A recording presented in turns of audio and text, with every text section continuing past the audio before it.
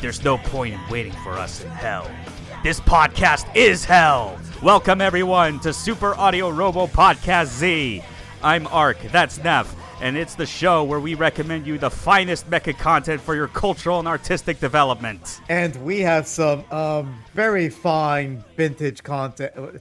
Well, I mean, I was gonna call. No, say it like you mean it. Say it's great. It's great, but I was like, I was gonna compare it to fine wine, but this is more like some incredible junk food or something. I don't know. I can't think of a better comparison. It's great though. Fair, yeah. It's Mazinkaiser SKL, which is a fucking fantastic OVA in the super robot subgenre, if there ever was one. Definitely one that I think is a good way to get someone deeper into the mecha hole if they weren't already. In fact, as far as a bit of personal history on my end, that was actually kind of the first step in turning me into the mecha fanatic that I am today. Like, I had seen, various other anime with giant robots in them. Most of the whatever was like airing on Toonami in the early 2000s. Made a friend like in 2010, 11 or something, was talking about anime that I was interested in getting into, said I mentioned giant robots, and then he was like, "Oh, have you watched Mazinkaiser SKL?" And I was like,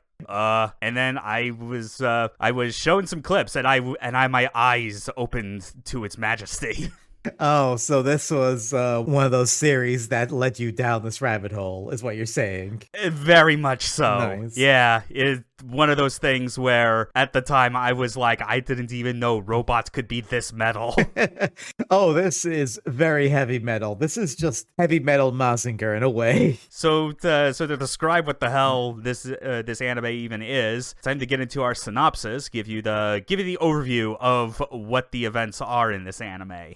After the events of the Great War, Machine Island was isolated from the rest of the world through the use of a gravity curtain to contain the violent denizens within it. Years later, the core that powers the gravity curtain is on the verge of collapse, and if it is not mended, the effects could destroy the entire world. The WSO sends in Skull Force to deal with the threat, but very few members survive entry past the curtain. The world's only hope rests in the hands of two psychopaths in control of a super robot capable of killing gods and devils. Mazinkaiser SKL. I gotta be honest, compared to the other series that we're gonna talk about, this is like the barest, thinnest plot you could have for a show. It kind of doesn't matter. It's just an excuse to have sick robot fights. It is a plot that is simple enough that like it works within the confines of a movie. Yeah. Even though it is like something that originally released as like a series of like OVA episodes. There's only 3 episodes though. Yeah. You could see how amended together it could be like, yeah, you basically get your money's worth on just a roller coaster ride. And that's pretty much what it is. Yeah. So to get into some of the prehistory as to how Mazinkaiser SKL even came to be, first we gotta have to like explain it as well. Made mention as much, when we did our big overview episode on Mazinger itself, but like it's good to still get a bit of a recap here and there, and it kind of comes back to the origin of Mazinkaiser as a whole. SKL is essentially like an alternate take on the Mazinkaiser concept, which was already designed as like the ultimate Mazinger, originally designed for Super Robot Wars as like a companion piece to Shin Getter Robo, eventually getting its own OVA in the 2000s. And the thing with all of those, with pretty much all these like major entries in the Mazinger series up to this point, is that they still all had to do with the characters you were familiar with. Koji was always there, Sayaka, Boss. Sometimes you get Tetsuya in the case of Mazinkaiser, but like very briefly, and familiar villains, Dr. Hell and his minions. SKL honestly breaks away from that, actually. It has nothing to do with the established heroes and villains. In fact, its backstory, if you look it up, has like basically kind of an alternate history approach to the original Mazinger Z, in which what if the Photonic Power Labs and Dr. Hell's forces basically fought each other to mutual destruction. And the Mazinkaiser that Juzo Kabuto had made and sealed away for ages was not the original Mazinkaiser, but the version that you're going to see in this anime. It is something. I think I remember once there was like a good comparison description made between the two Mazinkaisers. But it was from like, I think like a toy review or something for like one of the Soul of Chogokin releases, where someone said that like, if original Mazinkaiser is metal like Motorhead, Skull is like Napalm Death.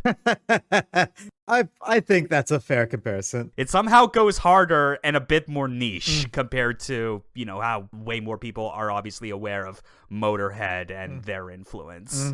But yeah, that's kind of like just the gist of what Skull was, just like a way to kind of add another twist to the whole Mazinger legend, the mythos. And as this was a anime that like came out like right in like the early 2010s, this is also keeping with modern takes on various works by Go Nagai, where they incorporate a lot of like inspirations, both visually and conceptually, that come from his previous like kind of creations.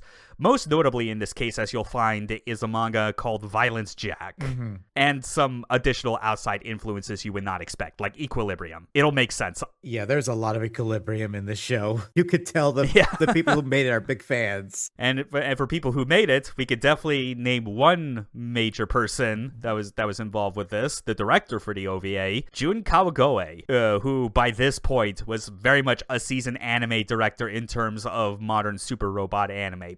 Practically almost exclusively anything that was like owned by Dynamic Pro, because like his first notable work as director was the remaining episodes of Get a Robo Armageddon, when Imagawa had to bounce after 3 episodes. But he's done basically all the other Get a Robo anime ever since then. He did Steel God Jig, obviously this one, and like I was kind of surprised when I looked back through like his biography and like the stuff he has worked on, and was like shocked to find that like apparently I guess he was a director on Transformers Energon, which that's unfortunate. Well, you know, can't all have winners, I guess. I'm gonna say that's like a DMC2 situation where that's not his fault and we're just going to move on. Yeah, sometimes things just happen. And also, like, I think he directed Get a Robo Arc as well, right? Yeah, that was like that is what I was referring to, where like he had basically directed every Get a Robo anime after Armageddon, which included the anime adaptation of Arc. Budget as it may be, it understands the assignment very well, and that's all I can ask. Yeah, we are not talking about Get a Robo Arc, but that is a show that has a lot of love for Get a Robo and the original manga, but oh boy, they did not give it a budget. It has a lot of soul to it. Yes. Which is what you want sometimes. Sometimes soul is more important than Sakuga. Yeah. So while this was made as an OVA, we kind of mentioned as much that like when it comes to like the plot and like the setup for this anime, with how short it is, like the scope of it is like it is like a plot that is as simple as can be, but that doesn't mean that there wasn't any additional thought put into the rest of the world and setting that exists outside of the story. Because months before its first release, there was a novelization published that went into much further detail about a lot of things, mostly still, I believe, covering the events of what is in the OVA itself. But in addition, this is one where I seriously wish that we could have like proper good scanlations of it, but like there's a prequel manga called Mazinkaiser SKL Versus that had entered publication around the same time. There's 3 volumes, and I call it a prequel, but it's more like the first 2 volumes qualify as that, and the final volume actually takes place following the events of the OVA itself. Oh, it's a shame we never got like good scanlations of that. Yeah, all I've really found was just like the first chapter, and like the translation quality was just especially poor. Oh, that sucks. Which is a shame, because it sounds like there's some real interesting stuff in there, especially with like kind of other villains. I think there's one where there's like mass-produced versions of the original Mazinger Z as like a kind of like its own squad called the Majin Brothers. Oh, I would have loved to have seen that animated or something. There's a lot of things in extra material for Skull that like we all wish that we could see animated, including like new versions of like toys and model kits that just decide to add new functions to Mazinkaiser that you never got to see in the first place. Oh man. But ultimately, I mean, at the end of the day, this is still about the OVA because that was the star attraction and it is entertaining for good reason. The episodes were first screened at Anime Fest Versus, which was like some kind of like, I guess like a anime theater event in Japan, kind of that's like hosted by Bandai, like their anime division. Like it was on like first episode airing basically like in select theaters at November 27th, 2010. And then each episode, you know, few weeks apart from each other would then like continue to air in those theaters during this festival time period until January 22nd, 2011. And then not too long after, you would get the home releases on DVD and Blu-ray from January 28th to April 7th the same year. So very quick turnaround, especially when you think about how a lot of other notable OVAs out there tend to kind of work on like their own version of Valve time. Yeah, where they take years to come out, like Hellsing Ultimate, where you get an episode a year or something. Yeah, which, like, that's at least the way you could tell that they're working with, like, a lot more money to burn.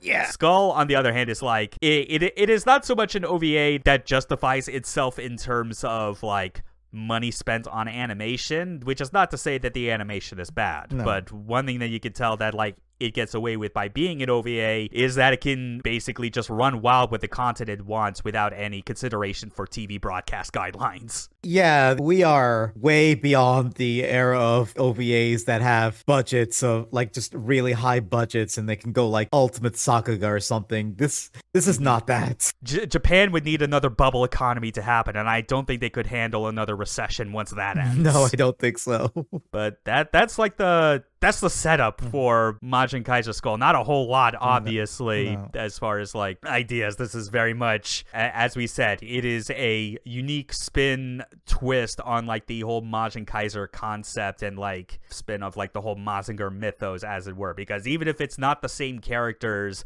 and the robots are slightly different, it's still carrying on like that same ethos that you expect from something bearing the Mazinger name. So we should get into the robots. Yeah. Because, oh boy, are they the stars of this show. Oh, they sure are. All right, let's start with the main star of this entire thing. Yeah, the lead robot of Skull Force, Mazinkaiser Skull, which, like, by this point, if you haven't already noticed just from, like, looking at the title of this episode and how you've been pronouncing it, yes, it is spelled SKL, but it is pronounced Skull. It's technically an acronym. I forget what the official one is that they landed on, but I'm more familiar with what the other meaning was when it was, like, kind of in production, like a temporary name. And this ties back to the mention of Violence Jack. SKL, like, Skull was supposed to stand for Slum King Legend. Slum King Legend?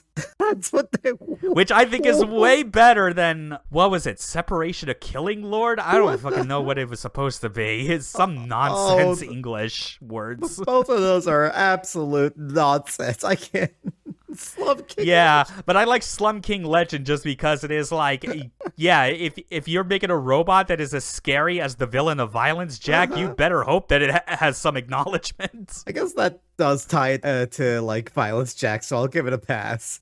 Yeah, and that's not even where it ends. But even so, this Mazinkaiser, how it differs beyond the skull imagery because it's piled as a skull. That so when it flies around, like, it has wings, it's pretty cool, but it requires two pilots in order to operate, because that's how deadly this robot is, that like no one can pilot it due to the sheer overwhelming power that would just make them like basically kill themselves, really. For fuck's sake, anyone that remembers the original Mazinkaiser OVA would know that like that was a big part of the opening plot. Koji struggling initially to actually keep it under control. But yeah, this is even more metal and fucking badass, that it requires a two-pilot system, which means the cool part is that it can change between two fighting styles to match its pilots, which can be either melee with a big fucking sword or ranged attacks via gun kata. That's where the equilibrium references come in. Yeah, straight up like doing poses from the movie as well. There is, in fact, the specific pose with like the holding the guns at like a very specific angle. That is the exact same fucking shot. It is not subtle. No, nothing about this OVA is subtle, in fact. No. Neither are the weapons because they are excessive, such as the Ganzanto, which is Mazinkaiser Skull's giant sword. Imagine like a big two-handed blade, something that is like in the vague shape of something like Soul Edge, but without like the organic gooey bits and eyeball. Like a big sharp bladed edge on one side, and then on the other side is just a bunch of spikes, you know, in case you want to like cut something with a serrated edge, I suppose. Again, it's pretty excessive. Yeah, and then there's the breast triggers, which are the guns. They're called breast triggers because by default they make up the red chest plate that you typically see on any Mazinger, which when it's in that orientation on the chest, it looks suspiciously a lot like Devilman's face. Oh yeah, I missed that part. And yeah, and then like it has all kinds of other abilities, a lot of which are very much still rooted in the familiar attacks that you would expect any Mazinger to have, you know, like just under different names. Yeah. You know, the rocket punch of Mazinkaiser Skull is known as Tornado Crusher. And as for a bunch of other ones, because of how OP Mazinkaiser Skull is, a lot of its really good attacks are actually sealed away by default. It requires to combine with a support mecha or a support item known as the Wing Cross. It's Mazinkaiser Skull's version of the Jet Scrander. Yeah. But when it is attached, it gets demonic wings. Its eyes turn yellow, which is like kind of an interesting thing to note about Skull's design is that by default, unlike other Mazingers, its eyes are blue.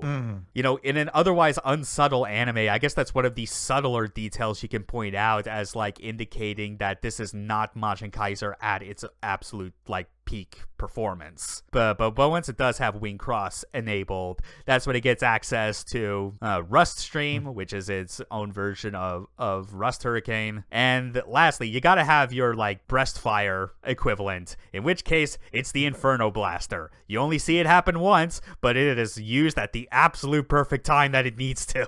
Yeah, it's well used at least. Though getting back to the Wing Cross, though, obviously, like, it is something that, like, Mazinkaiser Skull has to, like, combine with first, but that also requires it needs to get authorization beforehand. So who holds on to the Wing Cross before Skull needs it? Well, enter the support mecha of the series, Wingull, which is a female super robot in the same vein as Aphrodite A. Although with its color scheme, I think it's a bit more similar to something, I guess, like Minerva X looked in the original 70s Mazinger anime, but obviously more demonic. Yeah. So it's a lot closer to something like a Devilman Lady. And with it being a super robot of the female form, a Go Nagai property, it's got spike tits, which can be deployed as weapons. A+ design. Yeah, the show is also, aside from being very violent, it's also a little horny in a lot of ways too. Just a little. Just a little. Yeah. It's not as overwhelming. It's not as overwhelming with the horniness compared to the violence, but it's there when you look for it. It's still there. Yeah, these are the two robots that we end up seeing from Skull Force, really. You know, big super robots with their own powders. Funny enough, like the Wingull's powder looks much more like a traditional one because it's just a small red hovercraft. But there's all kinds of other robots to contend with on Machine Island. For instance, we got Bakuryuki, a big horned robot piloted by one of the antagonists of the OVA, Kiba, which often is seen traveling like atop tank treads, can't detach in order to fight at close range combat, very agile, has like horns in the shape of like a crescent moon. It has like a sword that's like just a big scimitar. But then there are Geistels, whatever. I mean, it's all kind of absurd names. It's a big silver robot piloted by the other antagonist, Garan, or Galan rather. Like it's a case of L's and R's, kind of doesn't kind of changes depending on like which version of the translation you are that you're following. But this one also similarly like full of horns everywhere. Its main weapon is like a giant spear that with like a kind of a dragon motif on the end of it that can like grab enemies and basically like shock them with a huge electric discharge. One thing that is important to note with like kind of all these big robots is that despite how like heavy you think that they look, you know, Mazinkaiser, Bakuryuki, and Geistels especially, like they're all very agile. They move around a lot. And I didn't like put specific sections for these like in the show notes, just because like this is very simple enough to kind of highlight is that both of these two mechs with their leaders, they obviously control their own robot armies that like serve them. Like on Kiba's side, he just has an entire army of mass-produced Garda K7s and Douglas M2s. Yeah, which are all the classic Mazinger enemies. They're just there. Yeah, they are the most recognizable Kikaiju that everyone knows from Dr. Hell's forces. While the Geistels, whereas Galan's forces are kind of similar, like silver robots with the horns or whatever that have much more like kind of classic warrior looks to them. Like even their armaments and whatever include stuff like repeating crossbows and the like. But they are called the X-Battlers. Which, good name. I respect it. It's in a way a bit easier to remember than some of the other ones. Oh, yeah. And for some reason, they decide to give these robots giant bows and arrows. Which, sure. Galan's faction really loves to romanticize like the kind of the classic like world-conquering empires of yore. Never mind the fact that they all collapsed after a certain point. I don't think about that one. So the X-Battler had a design inspiration that I was not aware of, as it comes from one of the lesser-known mechanical beasts present in the original Mazinger Z manga. The Kikaiju's name was King Dan X10, and taking a look at the design makes it clear where the inspiration came from, as it shares the same horn and helmet design with the X-Battler. It being reminiscent of a Viking in form is also in keeping with the feudal army motif that Galan's forces like to abide by. And now back to the show. Other robots include the Psycho Gears, which is part of the third faction here on Machine Island. There's no leader robot in control of them because their leader does not go into battle. But yes, these are female robots belonging to Isla Mu's faction, known as the Octagon. I'm not even going to try and say what the Japanese title for it is because it is so many more syllables, and I think the Octagon is a decent enough translation of it. Yeah, it's probably good enough. I mean, for fuck's sake, the structure even looks like an octagon from the top down. And really, like, these robots, they just exist simply to protect their territory. Yeah. Kiba and Galan are constantly trying to make advances on Isla Mu's territory, and they have to just keep playing defense the entire time. And lastly, we'll get into this more once we talk about like our proper full discussion of the OVA. Iron Kaiser. It is going to be the final opponent out of all the ones that Mazinkaiser SKL faces in this OVA. And as far as the robots are concerned, this is one where it is designed and named after the Iron Kaiser from Violence Jack, which we'll get into that more as it becomes more prevalent in the full discussion. Yeah. But like, trust me, like I fucking love Iron Kaiser, and even as someone that like has kind of mixed feelings about Violence Jack overall, just because of its anthology nature of just a variety of short stories, Iron Kaiser is like one of the better stories from it, so that's why I have a fondness for it. I feel like the only thing that's missing from all these mechs is we didn't get a Boss Borat equivalent. Yeah, I think there's actually a Boss Borat style robot like in supplementary materials or even the manga, but I think it's just a robot that's relegated to like construction work. Oh, that's a shame. I would have loved the heavy metal version of Boss Borat. I do think it is like, I can see why it would be difficult just because, you know, the good guys and bad guys of the original Mazinger Z fucking destroyed each other in like the escalating chaos. Yeah. Except I choose to believe Boss still survived for a very specific reason we'll get into later. Yeah, it'll be very obvious when we get there. But to transition away from the robots and start talking about characters, we got to get into our original cast. Yep. Well, like half original, half we just immigrated characters from Violence Jack and other one-off works by Go Nagai in the past and just reimagined them. So starting with Skull Force, we got to have our pilots for Mazinkaiser itself, Ken Kaido and Ryo Magami, aka Amon 6 and Lucifer 4. Those names are so good. Yep, Devilman references galore. Yep. Which makes sense, because Violence Jack was technically a sequel to Devilman. But Ken Kaito, he is the one that is in charge of, like, fighting in Mazinkaiser Skull with, like, melee, you know, using the Ganzanto and just being, like, absolutely batshit. Like, he loves knives, he loves fighting in close range combat, and is, like, he is a very rude boy as well. And when you look at the design, you see some vague similarities, at least like in the hairstyle, to Koichi Kabuto. Yeah. You have to have that in some capacity, even if Koichi's not going to be here in proper form. Whereas Ryo Magami, the other Skull pilot, is very nihilistic, is a lot more professional, at least as long as you do not say his trigger words. Which we will also get into in the spoiler section. Yes, and in contrast to Ken, he likes to fight with his guns. Whether he's in Mazinkaiser or not, he is always rocking the Gunkata style, no matter what. Yeah, it's a classic case of having your protagonists being the blue Oni and the red Oni, the hot-blooded one and the cool one. Tonal opposites from each other. Except both are kind of psychopaths still in this case. Yes, both have they have no hesitation about killing whoever's in front of them or just like facing death head on. Absolutely not.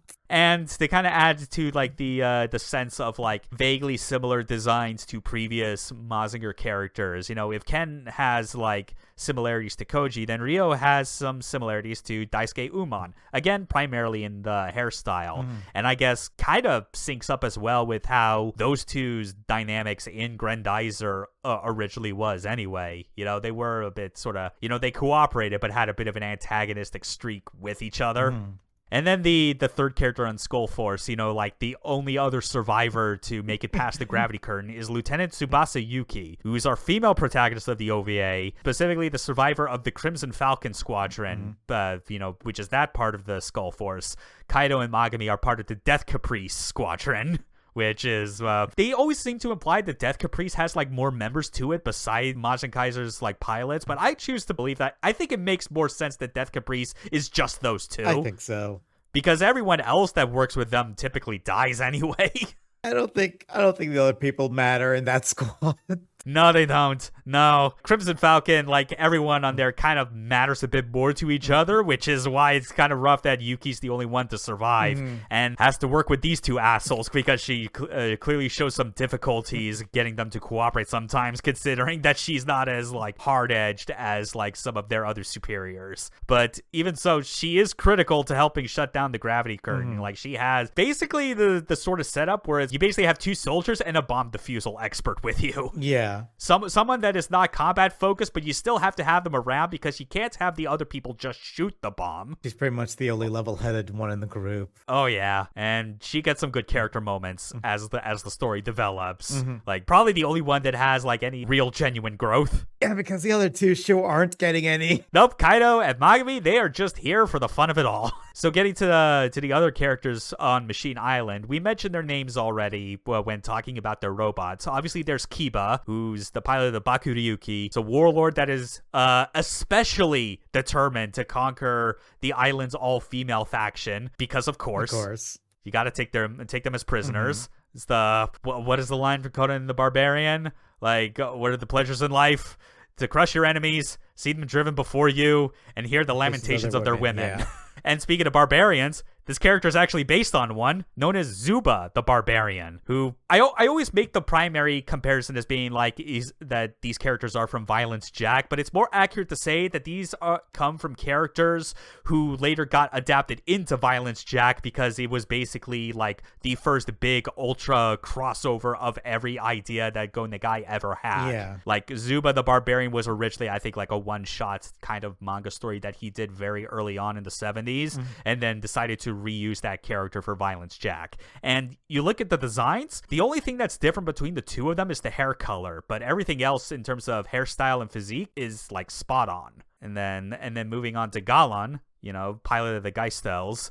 He is a warlord that he is not just set on conquering Machine Island, but he has his eyes set on conquest beyond, like, the island in the three-way battle, like, hopes of eventually piercing through the gravity curtain and, like, flexing his might. And this is one where, like, in terms of, like, the design, I don't think it really matches with, like, his personality and, like, what his intimidation factor kind of matches up with, which is his character is not unlike that of the Slum King from Violence Jack, who is like in that story, he was like a big, heavily armored samurai looking dude that was like super intimidating to everyone around him that he worked with, and especially to those that opposed him. But here he doesn't really look like that. No, he looks like he stepped out of a different genre. Yeah, like if his design did originate in a previous Go Nagai work, I have yet to find the source of it or find anyone that has been able to actually like cite what that source is, because all the other references have been like pretty spot on, and like enough people that are knowledgeable of Go Nagai's history have been able to like figure out that, oh, this character is based on that. But at least the remaining characters we got have a lot more obvious comparisons to previous works, such as Himiko, who is Galan's assistant, and her design is taken from the Slum Queen in Violence Jack, who was a similar psychic-powered assistant to the Slum King itself. Like, same hairstyle, outfit. I think the main difference in this case is that, like, Himiko wears, like, a top hat, which is kind of weird, makes her look like she's a magician or something. A little, yeah. Yeah, the hats, as at least from what I remember from what little I read of Violence Jack, with like the episode with like the chapters that had her in it, like it was just she did not have the hats, and I think that like worked a lot better for her. With her character in this OVA, she was previously from the Octagon before Galan had forced her into his service, and that leads into the leader of the Octagon, Ailamu, who's the younger sister of Himiko.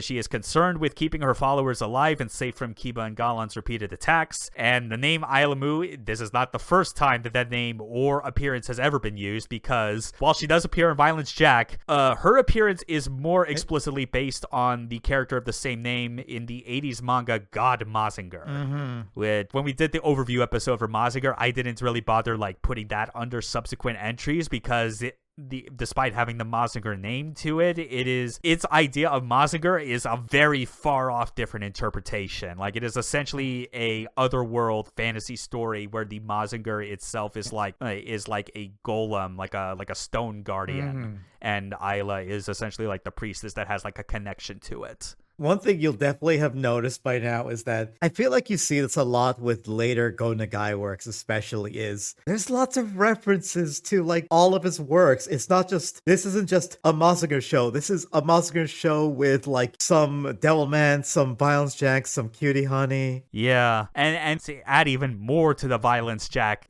comparison, now that like we've kind of established that like this is a setting in which there was a three-way war happening on this island that is isolated from the rest of the world through like an impenetrable like curtain like of gravity waves and whatnot. There is actually like a story arc in Violence Jack that is not too dissimilar from this called the Helltown arc. The idea is that like, in Violence Jack, for those that don't know exactly what it is, because we kind of been saying the name and assuming that you did, but it's a post-apocalypse anthology series of stories that all take place within like the devastated Kanto region after the earthquake to end all earthquakes, also known as the Hellquake, took place. Of course. And just ruined the entire region to the point that the capital moved and everyone basically abandoned it, and it was isolated from the rest of the world.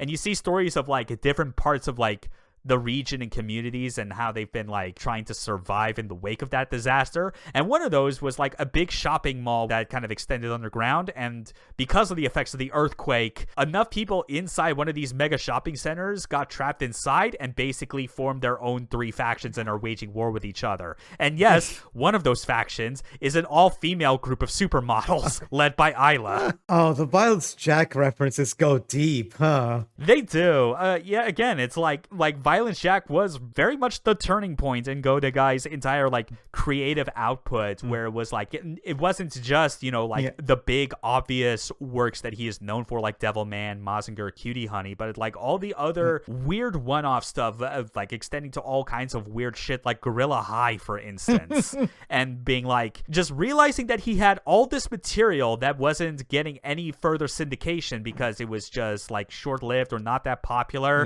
and decided, fuck it, I'm just gonna throw all this shit into a blender. Man, honestly, that all makes me wish I kind of liked Violence Jack more, because I read the first few chapters and I tried watching the OVAs, and I'm just like, I don't think this is for me. Yeah, it's like there are just some things where it gets like real indulgent in the violence in an unfun way, especially if that violence ends up being inflicted on people that clearly don't deserve it. Yeah, it's a little too indulgent. Like, stuff like Devilman, and especially its like later adaptation, Devilman Crybaby, can get really nihilistic and dark. But the violence in Devilman has definitely had more of like a clear point behind it. Yeah. But which is a shame, because again, like it's a series of different like short stories that all kind of that have like a loose narrative ultimately connecting them in the form of the character, the titular Violence Jack. But it's always about like just kind of seeing like how different characters trying to survive, you know, like eke out like their existence in this hellscape. And I think it goes without saying that like a lot of the ones that end up feeling like the better stories are the ones that kind of have to do with like the characters that clearly have their origins in like other like Go Nagai stories beforehand. Regardless, I'm at least glad that the idea that was started with Violence Jack of just reusing all of the old characters and concepts that Go Nagai made in the 70s and even 60s, I'm glad that that continues to see life even in future works that are maybe a bit less gross. Yeah, like in this show. Yeah. So why do we recommend this show? Why should people watch this then? Okay, so this is a good thing to kind of get into, because as we get further into this podcast, it becomes very clear that like when we recommend these things, like we come at them recommending from the point of like the entertainment value is not always the same across every single entry. Like compared to other super robot anime that we are fond of, definitely more fond of than this, if we were to put down like a proper individual rankings, that like we would likely recommend those to other people because of like their pathos and positive messages, you know, like the fact that they have like a clear sort of like theme, intent in character development. But nah, fuck that. Skull stands out for being so in love with how awesome giant robots are and making them fight each other to death. It is so indulgent in what it's trying to do. It's not even, and that's kind of the beauty of it. Yes, it's 3 episodes. Each episode's like close in length to what you would get for like any episode of an anime made for TV. And I've alluded as much that like combining them into one, it's easy to look at the complete OVA as a movie, and the plot is as detailed as it needs to be to like support that claim. And as like another personal thing, as well as far as like recommending it, like what is cool about Mazinkaiser Skull, just everything about the robot itself, really. It is wonderful to behold, because of this gets into sort of things that made me realize that there were more cool things about giant robots than I knew about even when I was growing up, until I saw Mazinkaiser Skull. It is the combination of its aesthetics with the amount of functionality that stems from like its aesthetic design choices. Like a robot that has spikes or like bladed edges on it don't simply exist on it just because it's cool. Like if they could come up with it, they will make like a function that like adds to the mechanical nature of the robot and gives it an extra edge in combat. Like there are red bladed fins on like the forearms of Mazinkaiser Skull. Those aren't just for decoration. Those are actually magazines that go into the breast triggers when like the previous magazines are expended. They put a lot of thought into their stupid over the top design, which is great. Like there's always been the Gundam meme of wow, cool robot, and like while I think like the obvious intent behind that is to like poke fun at the people that can't really understand like the deeper story and messages of like these anime, of which a lot of them definitely do qualify as such. But I also have always kind of interpreted that wow, cool robot as being like a smooth brain response to like just going, yeah, that robot is cool, but there is like no individual thought or rationale as to like why they they think that robot is cool. Yeah. We could say Mazinkaiser Skull is cool because we know how it functions and how everything about it moves and works, and it is beautiful. Also, another thing about this that I kind of appreciate is, as indulgent as this anime is, it doesn't have that same level of gross indulgence that you see in like a lot of 90s OVAs, where it's just like, Yeah. oh, you didn't need to add that. Yeah, this is not Apocalypse Zero or any of its ilk. No. The vast majority of its violence is entirely robot on robot. Yeah. There are some humans that get squished. Yeah. You do get to see a lot of blood flying, but at least you don't get to see much in the way of, like, hyper-detailed bisections that show you a part of the brain or some shit. No, there's nothing like that here. Or even like, oh, there is some attempts at sexual assaults, but there's no actual, like, the bad stuff. The really bad stuff doesn't happen. Nah. The people that try to make those moves get what's coming to them. Yeah. And we've even mentioned as much as well already with our talk about Violence Jack. You know, if you are a fan of Go Nagai's larger works, there's still plenty to get out of Mazinkaiser Skull due to all the cameos and homages that make its way into this OVA. Yeah. And as for, like, watching it, obviously, you know, there's plenty of options in this case. This OVA did get licensed in North America, like, not too long after its original release in Japan by Media Blasters. It does have an English dub, which exists, but yeah, you'd be missing out a lot if you were not watching the Japanese dub, because it has some killer VAs in this. Nobuyuki Hiyama and Banjo Ginga are in the same anime. Like, yeah. Which, by the way, Nobuyuki Hiyama voices Kiba, and Banjo Ginga voices Galan. And to add to this even more, obviously, you want to watch the Japanese dub because the voice acting is superb. Mm-hmm. But what about for subtitles? So, in the past, I definitely watched Mazinkaiser Skull in multiple forms. I mean, I even watched the English dub years and years ago just to do a comparison and see how it stacked up. It was like, yeah, that is there are definitely English dubs that do this better, but even in terms of subtitles, my personal recommendation isn't even through, like, official channels. Specifically, you should look for the unofficial subs that were, like, translated back in the day by the group Skull Magnum, because what those subtitles do is that they punch up the script considerably to make it a fun, profanity-filled ride, or that is, like, extremely fitting of Skull's entire worldview. Like, we said as much that this is like an indulgent heavy metal super robot anime. You don't want to watch something like this and have the script be translated to you in as, like, straight or plain a way as possible. Like, if a character is like Kiba or even Kaido is being super aggro, you want to see them cursing up a storm. Yeah.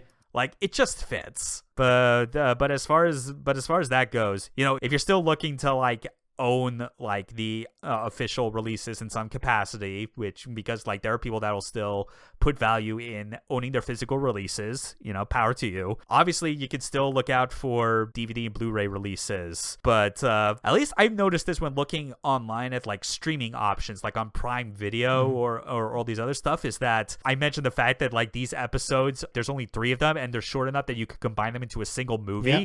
The streaming options, like on Prime Video, have done exactly that. Oh, wow. They just put them all together? Yeah. I think I looked like Prime Video. I think even Tubi had it when I just did, like, a brief, like, Google search, but it's like it definitely has it where, like, you can just see they have spliced them together. They obviously, like, cut out the instances of, like, the opening and ending outside of, you know, the very first time the opening is used and the last time that you would see the ending. That is something to consider where, you know, if you want the novelty of watching it in actual movie format, or if you still care about, you know, having it in the episodic format in which it was released in. Those are the options. Yeah. And, like, it is a recommendation of one of the highest orders from both of us. You know, well, like, we love it entirely because we know exactly what it wants to be, even if there are other anime, like, especially in the list that we are going to be working through for this podcast, even if there's those other shows that we like more than this is still a one that is, like, very important to us and is on the easier side of, like, doing a first recommendation for someone that wants to get into super robots because of how brisk its length is and how much it reminds you that, you know, story can be important, but sometimes you need to remember that robots are just fucking awesome. They're just cool as hell. And here you go. Here's yeah. So with that all out of the way, you know what time it is. Time to talk about the OVA itself. It's now time to get into the proper spoiler discussion, which by this point, if everything that we have told you about within the first half of this episode is to your liking and something that you think you want to get into, fantastic. Turn this episode off, go seek out Mazinkaiser SKL and watch it. But for those that are sticking around because you just need that extra push and need to know a bit more, or if for whatever reason you like hearing the sounds of our voices, stick around because we are going to talk about like our highlights from like all 3 episodes and like what has stuck out with us after all this time rewatching it again. For I've forgotten all the times that I have like rewatched these episodes, let alone rewatched the scenes that stick with me the hardest. So see you on the other side. See you all in a bit. So rip Captain Scarlet. Fucking God, she died she made such a huge impression and then just died instantly a few minutes later. Yeah, episode 1, Death Caprice, just goes right from the start, you know? You get a little bit of a build-up as you see the Crimson Falcon Squadron, or Glenn, I guess, depending on other translations, because I guess in a bit of, like, Japanese wordplay / mistranslation, I think the whole point is that it's supposed to be the Guren Falcon. Yeah. But Crimson, I think, just works a lot better. It does. I think it sounds better. Yeah. You get to see the soldiers kind of all buckled in, bracing for piercing the curtain, not knowing what's on the other side. All they know is that Kaido and Magami are on the other side, and that they are a bad omen. And of course, Captain Scarlet just being ballbuster, just so aggro, telling them to fucking like to buck up, like you all look like you're ready to go home and suck on mama's tits. Yeah, it's like, how many profanities can we have this one lady say? Except towards Yuki. She is much more considerate. Yeah, the only person she's nice to. Which is why everyone dies as soon as they get to the other side of the curtain. Not because they were waiting for the Crimson Falcon squadron to arrive. No, it's just the battle was already happening and a bunch of stray bullets happened to go in their direction. Like, talk about bad luck. Yeah, all these characters, they don't matter. Yuki survives barely. And you get to see just kind of like Kiba and Galen's forces fighting. Mazinkaiser makes its entrance wearing a badass flowing cape. Hell yeah. Also, another thing about this OVA, which I feel like is especially... oil is just blood. It's literally just red blood. They're not even trying to hide it. I love it. That is the best way. Like that has been the secret to getting around age ratings for cartoons where the viewers want to watch some cool violence.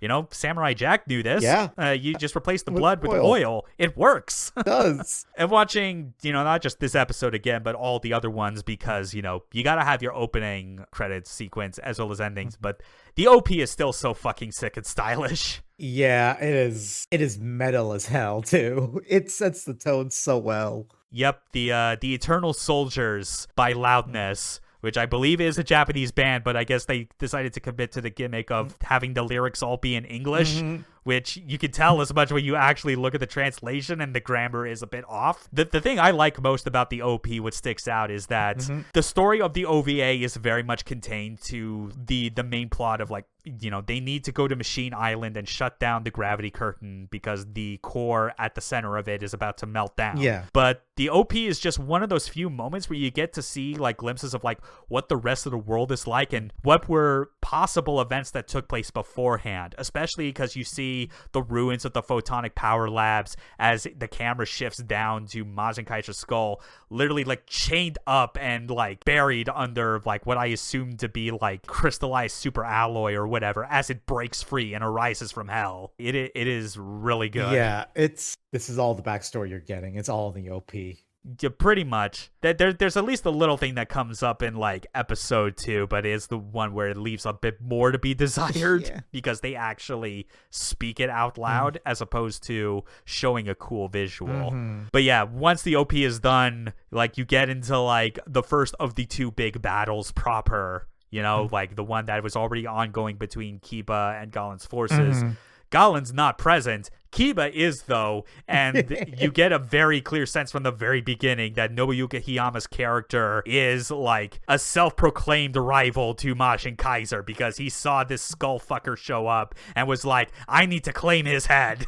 And that's it. That's all you need. Yeah, you get to see all the cool stuff in action with Skull, like as it's like fighting, with its big flowing tattered cape. And even when it burns off, you get to see Megami switch over, take control of Skull, get some equilibrium action in this shit. Yeah. All the animation and like posing and like dynamic framing of everything is so good that it does a good job, surprisingly, of keeping you from noticing for the longest time that there is some use of like CG models in the background just to kind of like fill in the ranks for like conveying that, this is a big fight between like an entire army's worth of robots, but we can't hand animate every single one doing something unique. Yeah. Like they do the smart thing in how they utilize the CG, especially at this point in time. What with this being like a 2010, 2011 OVA, we're still a few years away from like more and more studios just giving up on 2D animation for robot battles entirely, unless you're Sunrise. Yeah. I'm going to be honest. I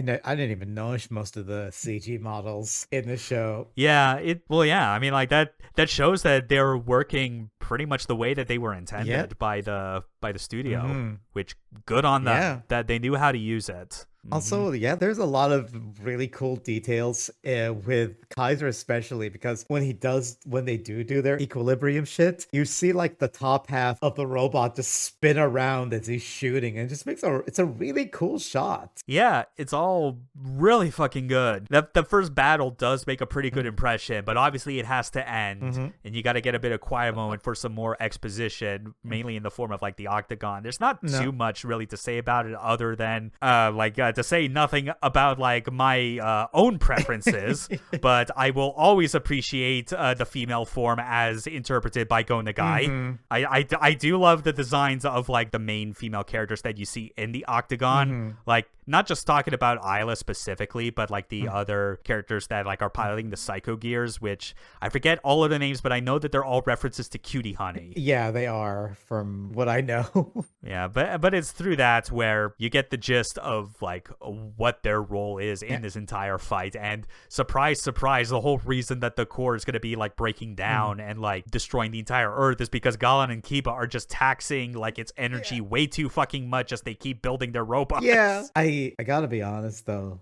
Usually I'm the one who is like, no, you got to pay attention to the story. It's important. You got to know the context of everything. Whenever they go into lore mode, I kind of drift off a little. The saving grace of like moments like these is that they at least feel like short enough. Yeah. Yeah, like and they're switching up the perspective enough times just to give you a clear idea of where everyone is and where they're going to go. Like you see what they're talking about at the Octagon. You see like Kiba's home base and how he's like getting ready to have his army move out. Yeah. You get like the brief shot of Kaido and Megami like scouting things out and being like, well, they're on the move, time to fuck shit up. And fuck shit up they do. Sure do, with a heavy metal soundtrack blaring the back. This ending battle of the first episode, when I was first exposed to Mazinkaiser Skull, when that friend like told me about it, he didn't sit me down and have me immediately watch all 3 episodes. Like what he did, this is what I always remembered him doing, and it's like what kind of partially inspires like a lot of like how I recommend things to people as well. He liked to single out like highlights.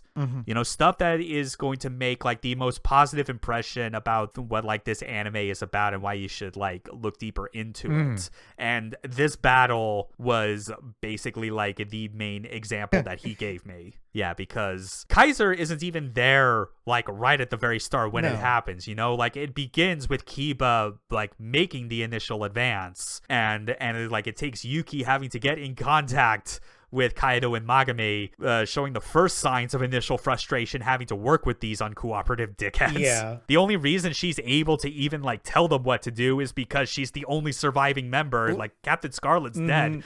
She's the only one they would listen to, and she's gone now. But like the battle really kicks in, really contributes to the thing that I really liked about Mazinkaiser Skull, and really like aspects of the Mazinger series overall is when it's able to indulge in like, even with these being super robots and having like some degree of heroism to them or anti-heroism in the case of Skull.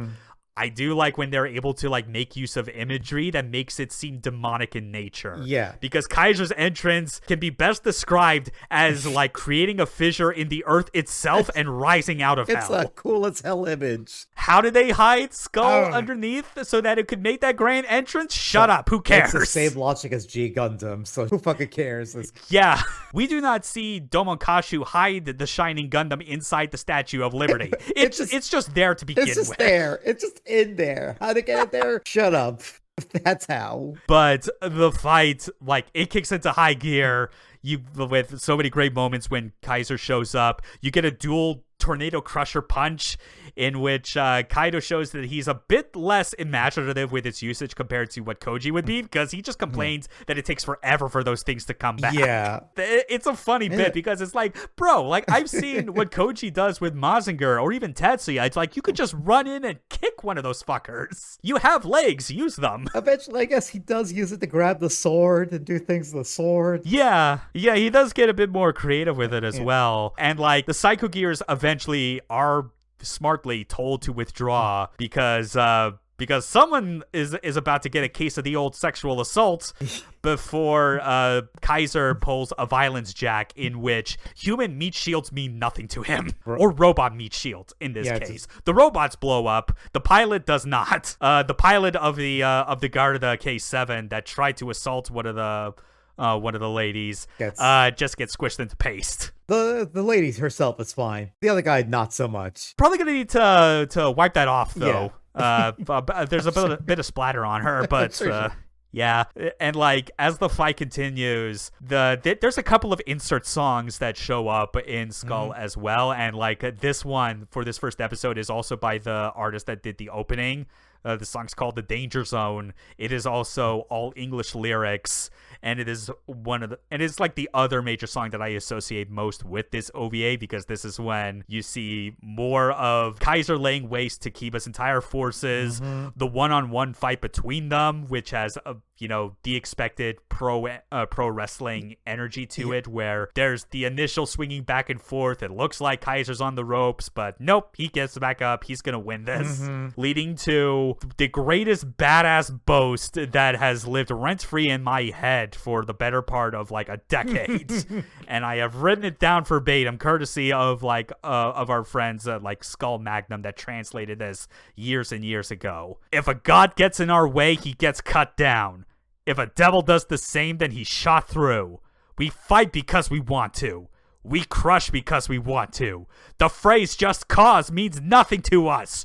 You're done! That really says it all about these guys. That's their entire character. It even works in the gods and devils angle that like the whole mantra of Mazinger Z has always had, Yeah. Like you can either become a god or a devil, but of course this is Kaiser. It's more powerful, which means it has the power to kill gods and devils. And oh boy, I would have like no qualms about like Kaido and Magami just being like, yeah, we're gonna take on Lucifer. Yeah, we're just gonna punch the devil or God. We don't care. Yeah. Also Yahweh. Fuck you, God. Yeah, like there is zero depth to either of these guys, but who cares? Sometimes you just need a strong personality. You don't need a character that changes over time. You just need characters that become more of who they already were. Yeah, that's a good way to put it. Yeah, just the first episode, its climactic battle is still amazing. Like it is one of two battles in the entire OVA where if I am bored and I just want to look up something about Mazinkaiser Skull again, I'll just like open up like the video file that I have for the first episode, and I'll just go straight to that final battle and just watch it every time and just take it all in. It is like that alone, it would be like worth the price of admission. That is always the thing that I say is like a really great way to get someone on board with Mazinkaiser Skull. And it is such a peak that episode 2 does have some good stuff to it, but it's not, but you can tell that it's like the middle point. Yeah, I feel like episode 2 might be the weakest of the 3 episodes. It definitely is. It's still not without, like some pretty like important moments as well, and like some other aspects that they do to highlight it that make it, to its credit, not feel like it is just a worst rehash of the previous episode. Yeah. Like, it could have been so easy to make something that was extremely episodic, but at least you could tell that like things are advancing as like the plot moves forward, because the whole episode, like, it starts out with like no robot action to speak of. It's a lot more emphasis on Kaido, Magami, and Yuki having to work together on their original mission.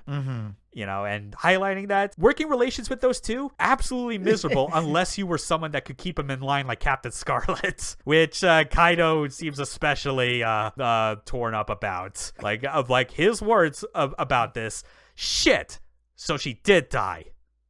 I didn't hate her, you know, which is that's the most praise you can expect from him considering how much he refuses to accept anyone else's authority. I would have liked to have seen how Captain Scarlet dealt with those two, but I guess we'll never know. I guess we would know if there were actually good translations of the manga, but that's kind of like the most notable thing to me regarding like the opening section, because it is a lot of like them having to go to Kiba's base, now abandoned, mostly abandoned because he's dead. Because they need to shut down like his reactor that's connected to the gravity core. You know, they got their own missions after that. You know, Yuki's gonna make sure that the Octagon agrees with them and complies with shutting down like their part of the gravity core, and they're gonna go to Galan's place to fuck shit up, because that's where this episode's gonna be focused on a lot. It's Galan and his territory. Which, getting back to the design of Galan, I mentioned as much that like in terms of personality and intimidation, he has a bit of a Slum King vibe, even though his design doesn't represent it well. This might be because of Romance of the Three Kingdoms being on the brain lately, especially because, well, at the time of recording, Dynasty Warriors Origins isn't out yet, but by the time you hear it, it will. Hopefully that game is good. But I can't help but feel a Guan Yu inspiration in Galan's design and his mecha armaments. It's the beard. The beard is what makes it. I feel it's a lot of that. Yeah. And that also got me thinking of, what if they made a Super Robot Wars Dynasty Wars or something with Mazinkaiser Skull in it? It's funny, like when I saw you put that on the notes, and I was just immediately reminded that like Another Century's episode 3 is kind of already that. Kinda is, but I'm thinking more like the Dynasty Warriors Gundam kind of way. I guess. I think I'm just more still partial to like wanting like Ace's gameplay model to still survive in some way. Yeah. I'm still upset how bad Ace R turned out, especially when like Bamco was wanting to make a push to have more super robots in there. Like, if they hadn't fucked the pooch on that so badly, we could have gotten to a point where, yeah, maybe we could have gotten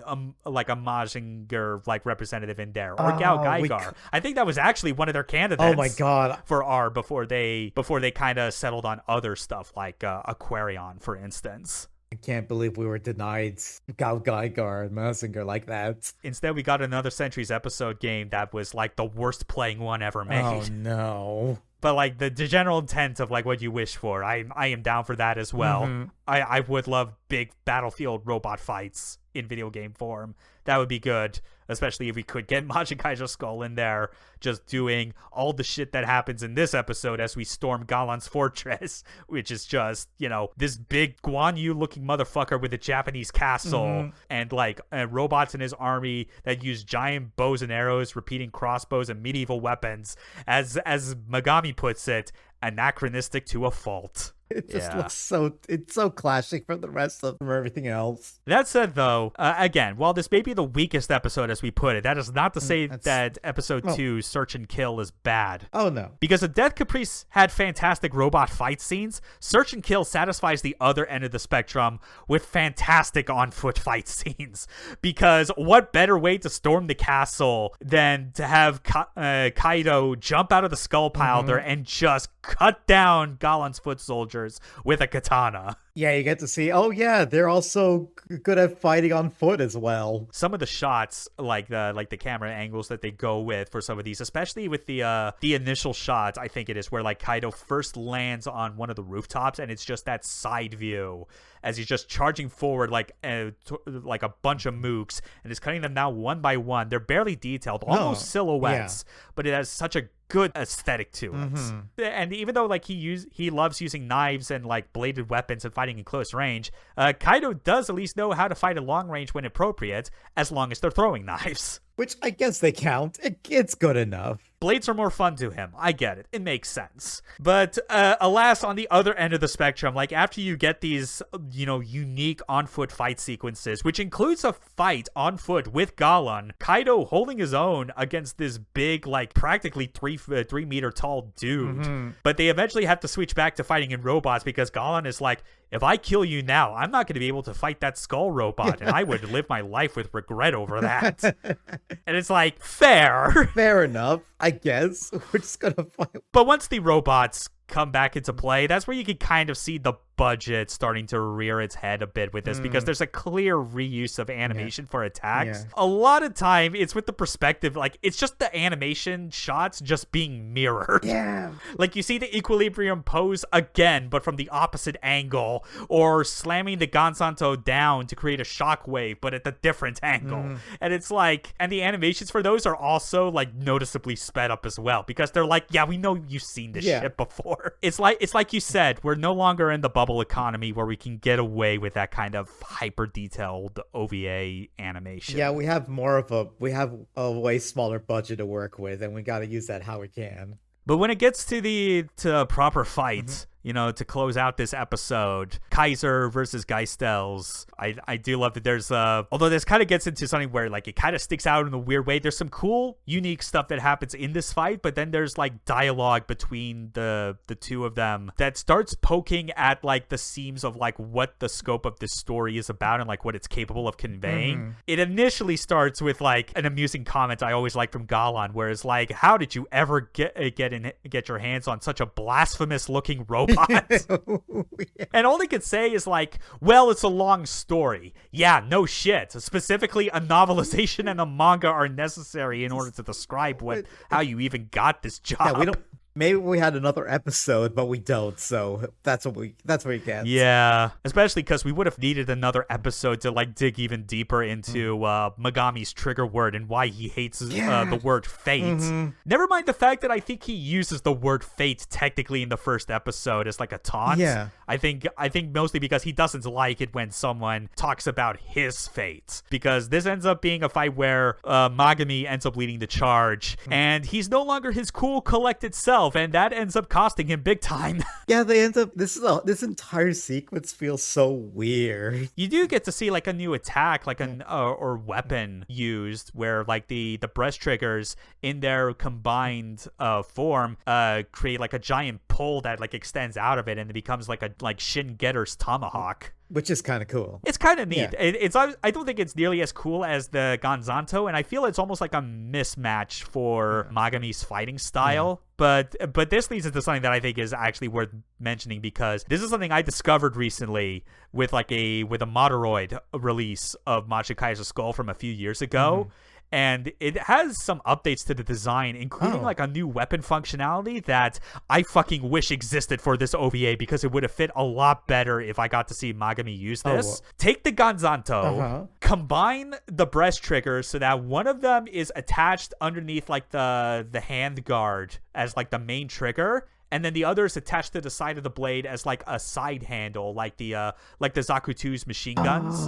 And you just have the sword turned into a big fucking rifle. It's called the Fang Burst Rifle. Fang Burst Rifle! Oh, I wish we got it. Looks sick as hell. That's so cool. This is one of those supplementary images I have to include just to like convey like how cool this thing is. And it's like, it is such a better fit for like the kind of weapon that Mazinkaiser Skull should be using, especially when Megami's in control.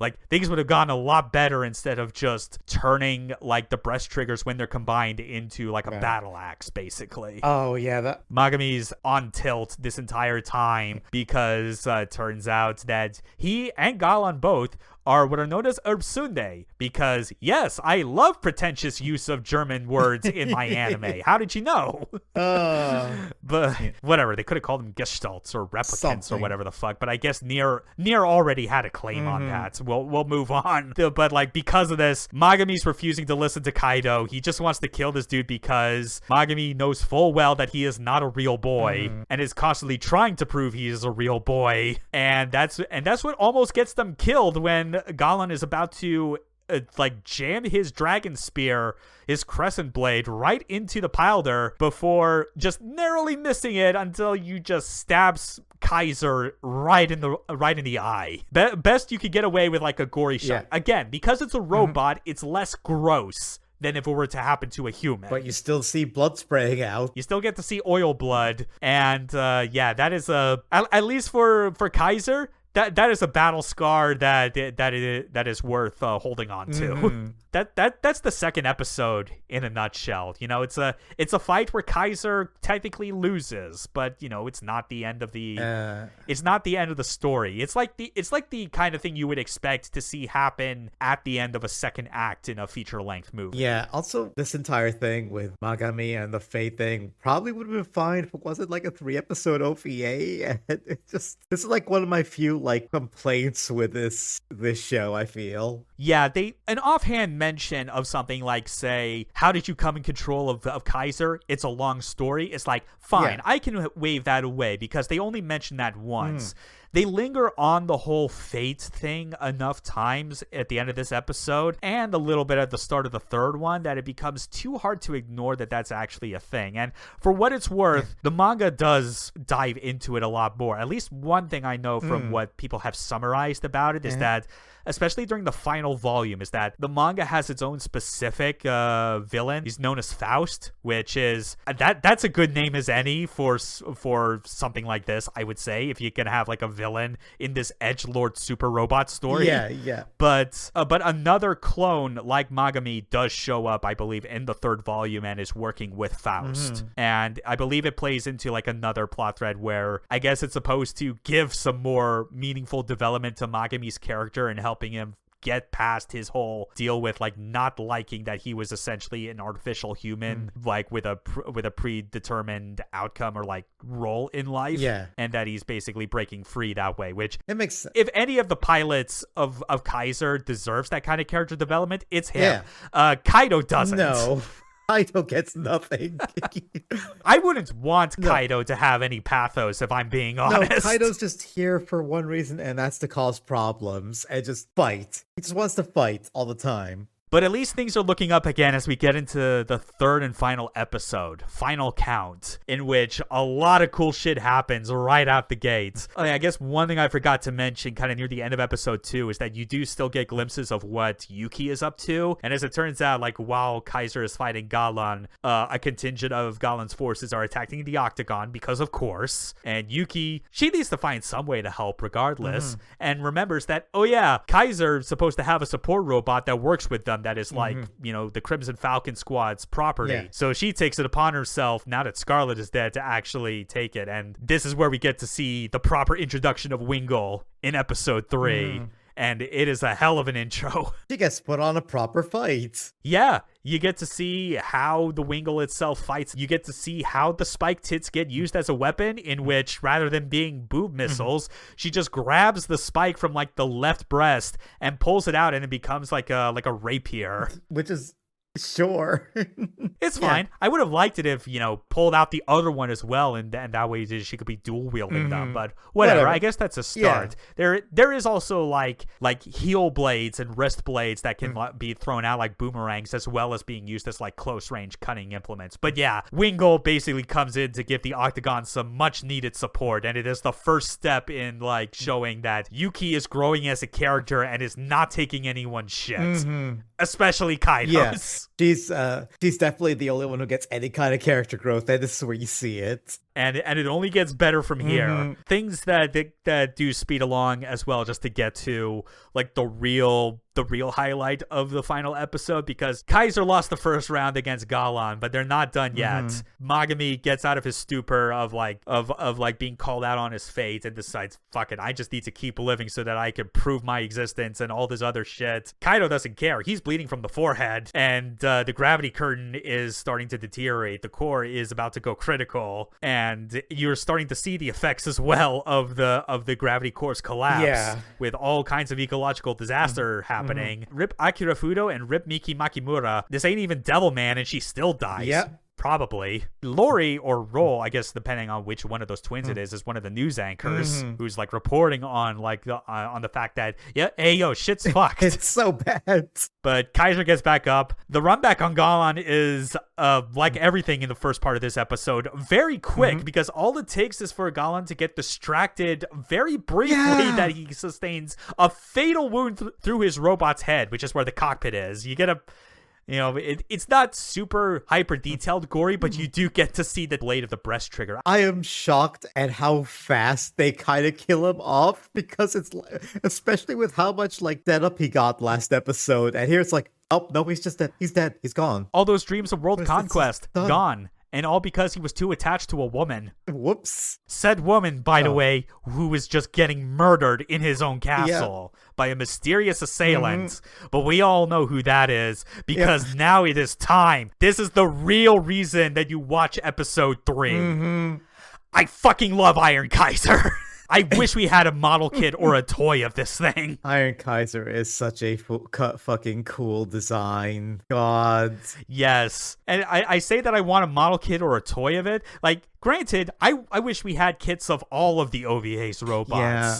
But Iron Kaiser is like the next one that deserves it after Mazinkaiser SKL itself, because like its design and abilities absolutely deserve it, and the fight that ensues, there are no mooks that he goes through in this episode. Like, it goes straight to the point. Kiba's inside that thing, and he wants some payback. Yeah, it turns out Kiba's the final boss. Because he's the rival. And he's definitely looked better. Oh yeah, he looks fucked up now. With his face like half melted off. Eyeball is just completely black on the left side. Like, he sustained like he got blown the fuck up real bad at the end of episode 1. Even just the build up as you see Kaiser like rising out of the destroyed castle. You know, like you get the close-in shot of like Kaido and Magami, and it's like, what the hell's that? But it zooms in specifically on Kaido when he goes, oh, I know who that is. He is really excited. His blood chub is just like piercing through his pants right now. I love how they don't even bother like explaining how he got Iron Kaiser or how he survived. He just has it now. Yeah, it's just they explain what Kaiser's role was, and you just basically infer, oh, I guess it was always hidden inside Galan's castle to begin with, because it has a specific role.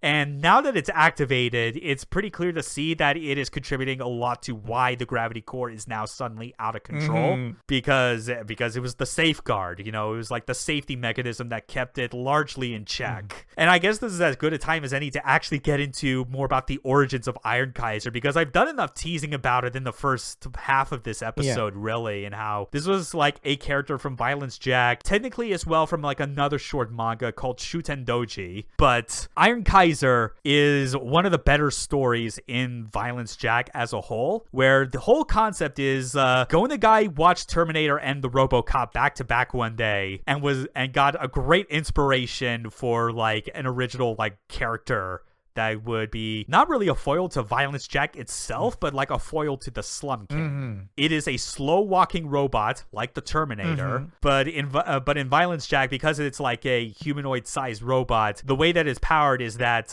some scientists found the body of a woman that was killed during the Hellquake. The only thing that could be preserved was her brain, so they decided to put it into a robot and just send it out on a mission. And that mission was, hey, just go into the Kanto region and fuck shit up. There is a bit of a tragic story to it as well, because the brain actually belonged to the mother of a kid who was one of the survivors and is unfortunately now hunting down her son, and it leads to this this is one where, like, having read through the story, it is definitely one of the least gross stories in Violence Jack as a whole, because you do feel that there is some genuine drama and sadness over the fact that it's like he does not like that his mother has been brought back in this horrific form and is like for most of it largely not in control of her actions. It does at least end with Iron Kaiser and Slum King squaring off at the end, which the Slum King is super excited about actually, because he always wants an opportunity to like flaunt his like strength, and unfortunately he wins. is. But it's good. Yeah. Like, at this point, I was surprised looking back through it that the majority of story arcs in Violence Jack have very recently been translated. I think there's still a few that are missing, but at least that now means that a lot of the more interesting story arcs that I was aware of for the longest time but couldn't read are now actually readable. So if you like Go Nagai and you have the stomach for some of his more extreme content, you know, you could definitely check some of it out, especially the Iron Kaiser story. But getting back to the OVA, we get to see Iron Kaiser is now just a big proper super robot with some of the same armaments that it has even in the original Violence Jack story. Like it has missiles that it fires out of its abdomen. It's got shoulder mounted, like they're heat rays in Violence Jack, but as you can see in the OVA during the fight, they're more like lightning electromagnetic beams that have like a kind of like a magnetic tether. A lot of the armaments are similar with like the Violence Jack interpretation, which makes sense considering everything else that is Violence Jack inspired in this OVA. Oh yeah. Also, we get a fucking fantastic song that goes along with this entire fight too. Yeah, but before even getting to that, there's an important thing to note as well about Yuki's continued character growth in this entire episode. She knows that that's Iron Kaiser. She doesn't have access to information about it, and she needs that info in order to know how to beat it / shut down the gravity core, which leads to a fantastic interaction with the command center of the WSO, where you get to see Colonel Boss. Like this is my headcanon. I choose to believe Boss was the only survivor of the original battle between the Photon Power Labs and Dr. Hell when they destroyed each other. I like to think that he somehow survived and then failed upwards to being a colonel in the WSO. You know what? I accept this headcanon. No, this is how Boss got his current like status. That's all.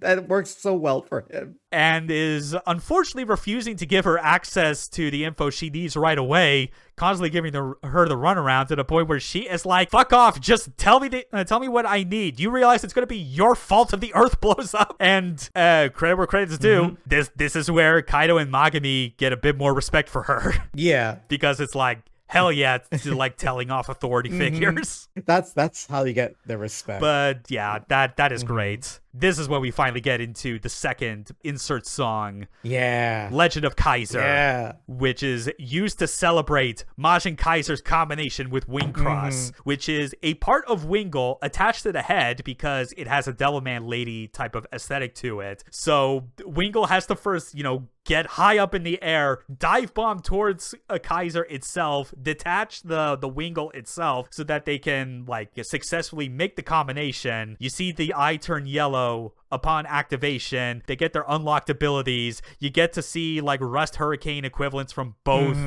from both of the robots just colliding with each other. You get to see clashes between the two as they're fighting, silhouetted in the clouds. Yeah, which is a really cool visual. And then unfortunately, time is running out fast though. They're still fighting, even though they really need to do something about the gravity core, to the point where the fight kind of progresses where it turns into a dogfight between Pilders, but it really didn't need to. Kaido just went along with the flow. Fucking Iron Kaiser, his Pilder is like a fucking spinning wheel, like a giant spike spinning wheel thing. It's funny too, especially with the spike wheel, when it's attached and making it look like a spiked mohawk. Before I knew that Iron Kaiser was actually based on a character of the same name, I used to think that it was a darker, edgier version of Grendizer. Oh, I think I could have seen that. Yeah, the face kind of bears a bit of resemblance, or at the very least the spike mohawk does. Yeah. It even pulls out a melee weapon in a similar way to the double Harken. But as they're having their dogfight, Yuki finally has the solution to how they can stop the gravity core's meltdown. And in any other anime, with any other character, this would be a hard pill for the heroes to swallow.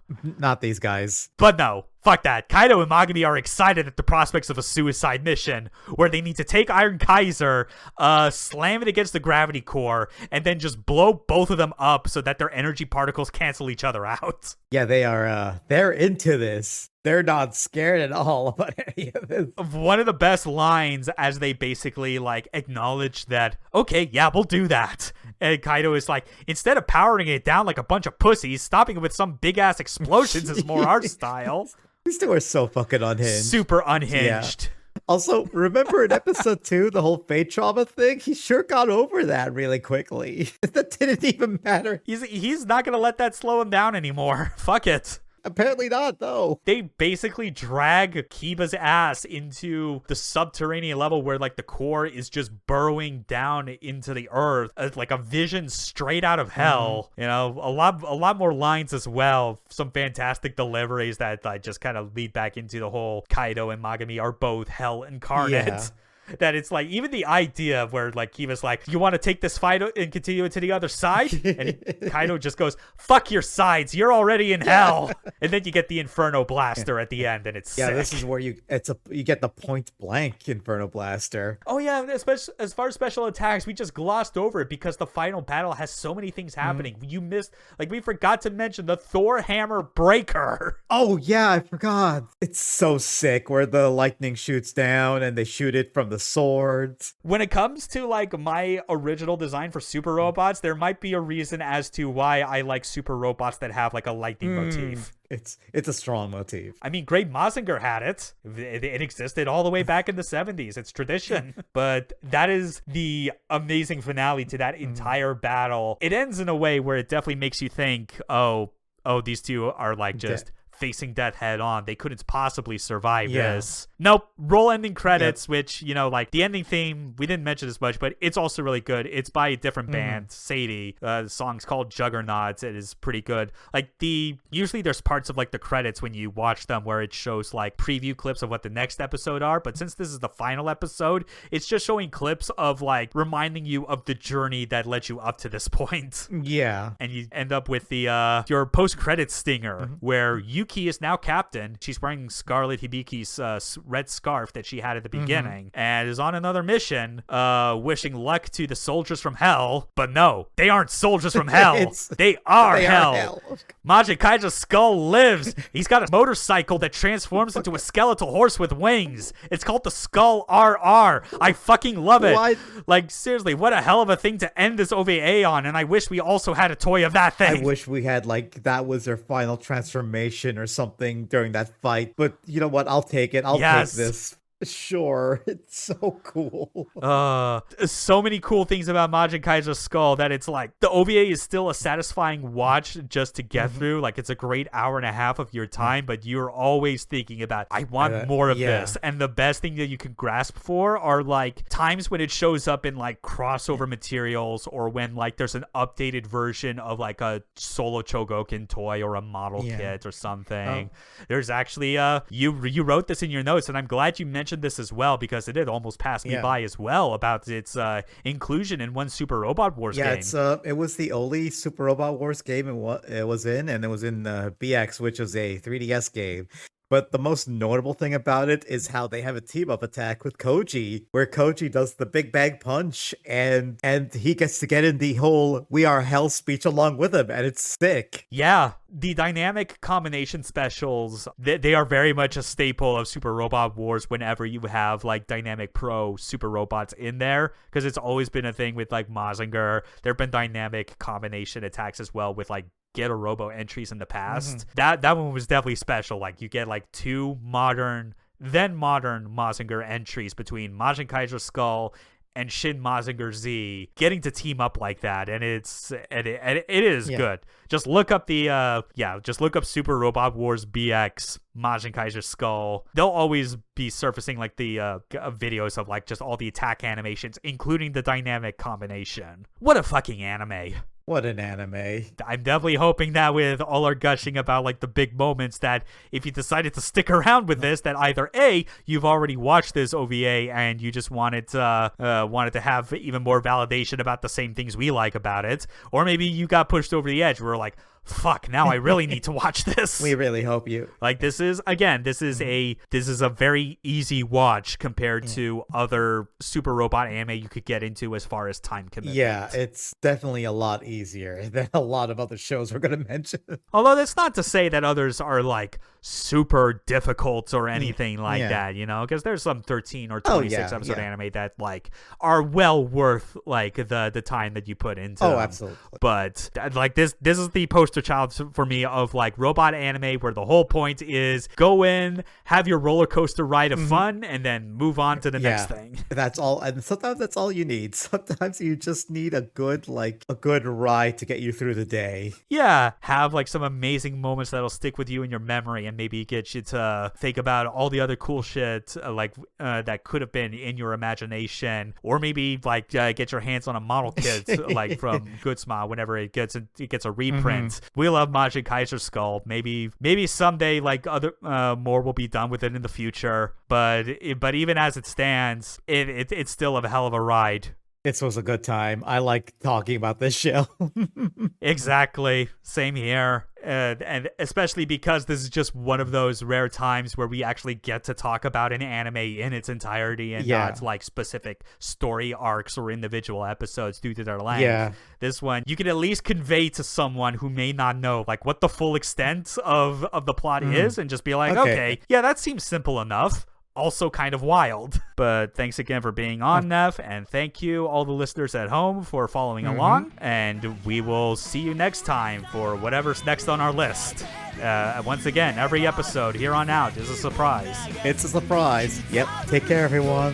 俺たちは地獄だ。